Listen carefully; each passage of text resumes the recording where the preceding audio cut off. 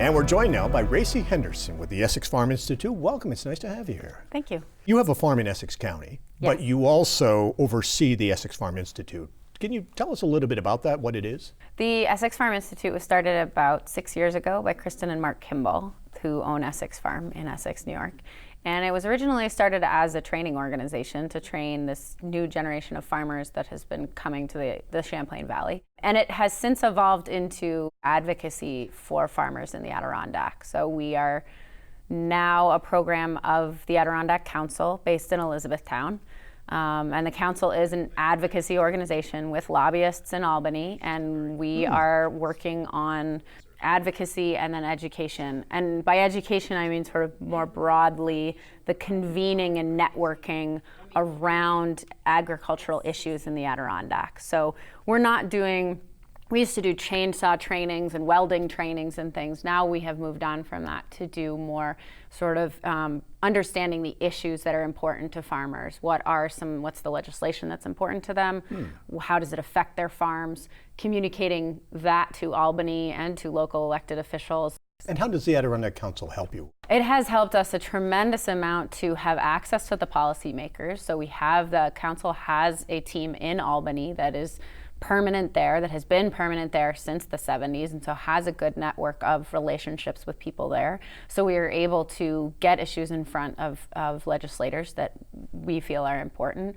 The council also has a very large membership of very dedicated people who are supporting the council and the council's work. And one of the council's missions is to support vibrant communities and working landscapes within the park. And so that's how EFI really fits in the council's mission. And when you talk about reaching out to lawmakers, what are the most pressing issues right now facing farmers here in the Eastern Adirondacks? The main issues are financial issues and food safety issues. So financial issues include everything from how much do I have to pay my workers, to things like how can I make this work when the cost of production continues to rise and the price of food doesn't change or is very, very static. Or dropping dairy Or prices. dropping, like dairy, exactly. The price of milk just drops. So financial issues for sure. For farmers of all sizes, types, ages, those I think are common across the board. And then food safety is an issue for a lot of the smaller farms, because what's happening with policy is that policy is saying we have to protect the consumer, and so we have to put all of the responsibility for food safety on these small farms. So the certifications that you have just to sell vegetables, there's something called GAP certification, which is now required that you have to show your procedures for the way that you take and follow a certain set of steps for the way that you prepare your vegetables, even if you're just washing them and taking them to a farmer's market.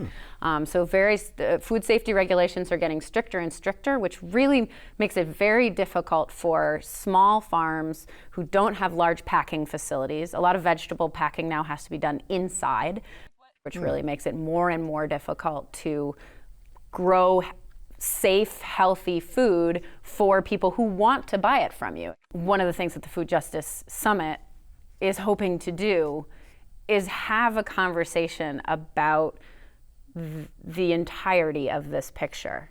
Like, how can we stop band-aiding these problems and really address the core issues that exist from economic, social, and environmental perspectives. And you mentioned the Food Summit. You've held that for 2 years now. This will be the third that you're holding at the end of February at the Wild Center in Tupper Lake. Who does this bring together, and what is it that you try to accomplish at the Food Summit? I think when we first began 2 years ago, we really wanted it to be a place where farmers and food insecure folks came together to sort of talk about and share the reality of their struggles on both sides of the equation, the production side and the consumption side. But those are really private stories that are very difficult to share in a conference type setting.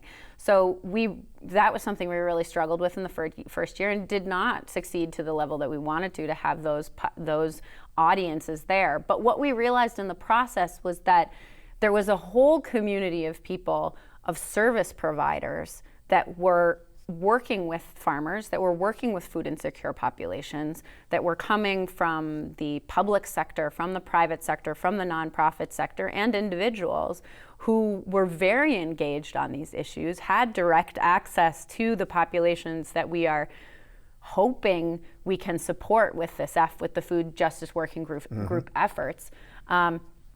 And those folks proved to be the people that really wanted to discuss these issues and come up with action items for how to move forward. So last year and this year, last year we had a great showing from a lot of county level workers, from the Department of Health. We had a lot of private practice pediatricians and clinicians who came to speak about nutrition and food insecurity.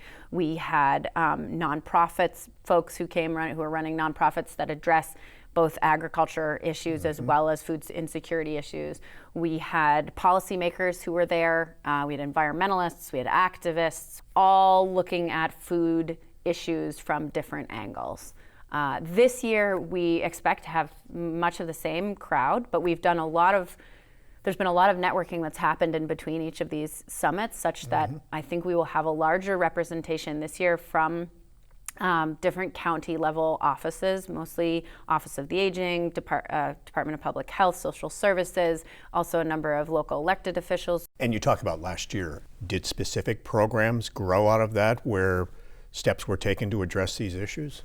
We saw a lot of relationships being created between the nonprofit sector and the public sector, between farmers and nonprofits.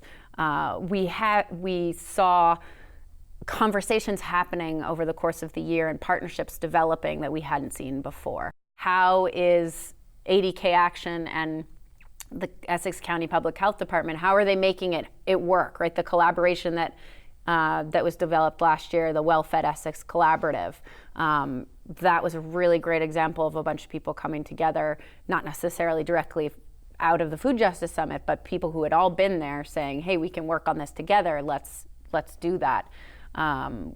We have definitely seen those types of collaborations and networks the county health developed. Officials stepping forward saying it's important for us to get fresh produce, good healthy food out to people in need, and a program where doctors are writing prescriptions. Exactly. Where they can then go, and what they're getting is that fresh produce and that fresh Essex County, or the Elizabethtown Hospital doing that, food prescriptions. So this year, is there a particular theme or issue that you focus on? This year we will focus on poverty and food. So while it is an enormous topic, it is only a piece of the food justice picture, of course. But what the Food Justice Working Group is very keen on doing is focusing on food justice issues that are very important to the North Country community. So what do we see as critical issues here?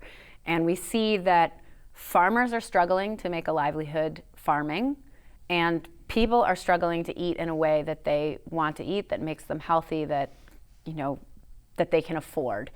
And so this year's summit will bring together those two sides of the picture with poverty as the linkage, and talk about, what does farmer poverty look like? Why are farmers poor? Why are they struggling? Because consumers will say, oh, local food's way too expensive. How can you charge $12 a pound for your lamb or whatever? How can you charge that much? And farmers will talk to us and tell us why the numbers are so tight, why they're all on Medicaid, why they only pay themselves $6,000 a year, and only in December when they know that they have the cash. How is it we can have those conversations this year, and we can look at the food insecurity side. We'll have Hunger Solutions New York will be doing some presentations and participating on some panels to help us understand what the food insecurity situation is up in the North Country. What does it look like? What is the profile, and how are we already addressing those issues, and what might we do differently? The 2020 Food Justice Summit is being held February 27th at the Wild Center in Tupper Lake. You can go to the Cray Garden website you see here to learn more and register. The summit is open to everyone in the community. And online you can find our extended interview with Racey Henderson on the upcoming Food Justice Summit.